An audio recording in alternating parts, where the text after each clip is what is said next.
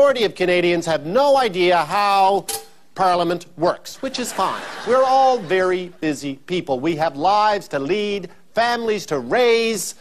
We're on hold with Rogers, and to be honest, it is perfectly understandable to enjoy something without knowing how it works. Such is Canada. After decades of stability, we were suddenly faced with minority governments, talk of coalitions, and the threat of an election every 6.5 weeks. But we took solace in the fact that we are one of the greatest democracies on this earth, and at least we know who is ultimately in charge. Well, not really. When asked who is Canada's head of state, 75% of Canadians could not answer the question. And who can blame them? The answer is ridiculous. It is the Queen of England. Now, for those of you unaware of her work, she's an elderly lady of German descent who lives in a castle across the ocean. In fact, in order to become a Canadian citizen, you must swear an oath of loyalty to the Queen and her heirs. Luckily, I was born here, so I've never had to do it. Now, unfortunately, the Queen is a very busy woman. She has 9 dogs. And when she doesn't have time to pay attention to Canada, which is, let's face it, always, she has a representative who lives in Ottawa and is in charge of Canada. No, not him. Next slide, please. The Governor-General, in the Queen's absence, assumes all her responsibilities and duties, and according to our Constitution, must be of sound mind and have hosted an arts program on the CBC. Okay, that's not true. There's no test for her being of sound mind. In this country, nothing happens until the Governor-General says it does. Laws do not get passed. Parliament does not sit. Elections cannot be called. We do not even go to war unless she says so. But to be fair, you know that you own a bank. Well, I'm here to let you know that you indeed do own a bank. Did you also know that you can make your bank work for you? The answer to that is another resounding yes. And the bank that I'm referring to is this one here, the Bank of Canada, owned by Mr. and Mrs. Tax-paying Canadian. Well, just in case you have any doubts, let's go to the Bank of Canada website and take a look. So here in About the bank was founded in 1934 as a privately owned corporation. In 1938, it was nationalized by the federal government.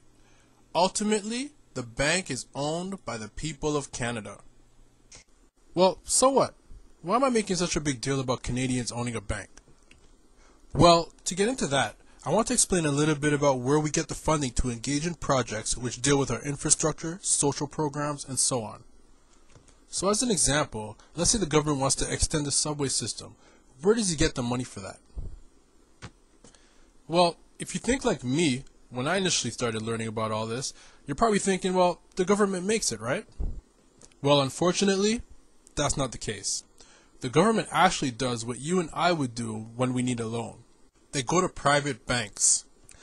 Now, these private banks will never hesitate to give government loans because they know that these loans are going to be paid back through the taxation of the people. Now, let's take a look at bank-created money. Now, let's say you needed a $50,000 loan for this brand new car. So what you would do at this point is walk into a bank, offer up some collateral, and voila, a new $50,000 loan for which interest has to be paid. One thing you need to note here is that before you walked into the bank, this $50,000 did not exist.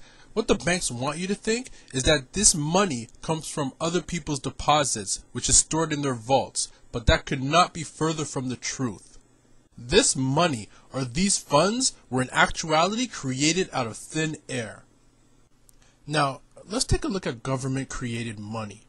Now, this is a system that was used from the late 1930s until the mid-1970s, which I hear was some of Canada's best years. It enabled us to get out of the Depression, and also it allowed us to fund our involvement in World War II without incurring massive debt. What this system entails is using our bank, the Bank of Canada, to acquire loans.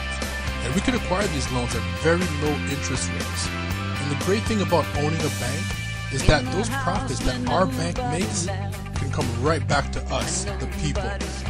The option that our government has chosen for us is bank-created money.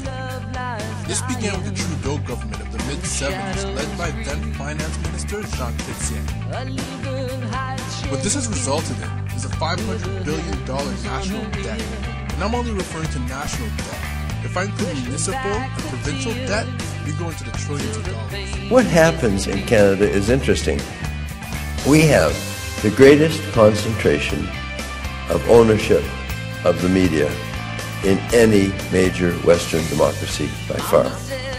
Not only is it a concentration of ownership of the media, but it is a cross-ownership as well, where in many markets the same people own the television stations and own the newspapers as well, which is something that would not be allowed in most other Western democracies.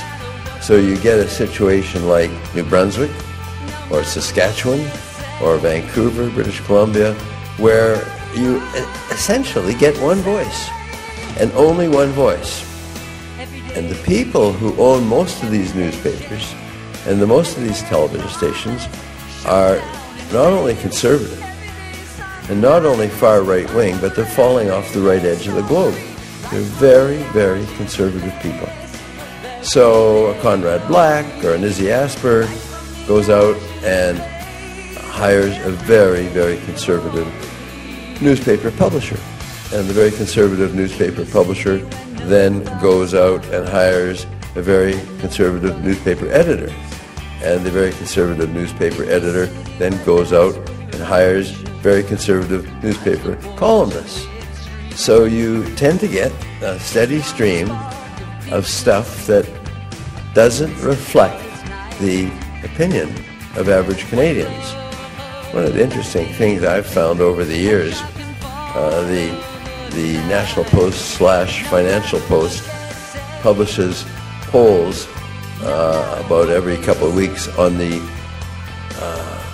views of leading chief executive officers in Canada, and they ask some questions. What do you think of this? What do you think about that?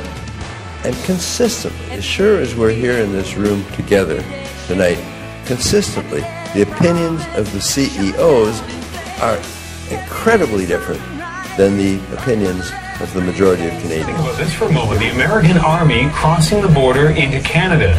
That is part of the plan if there's a major emergency during the Olympics. Under this new government is a police state. How do you respond? Well, very clearly, we are not a police state, and we have no intention.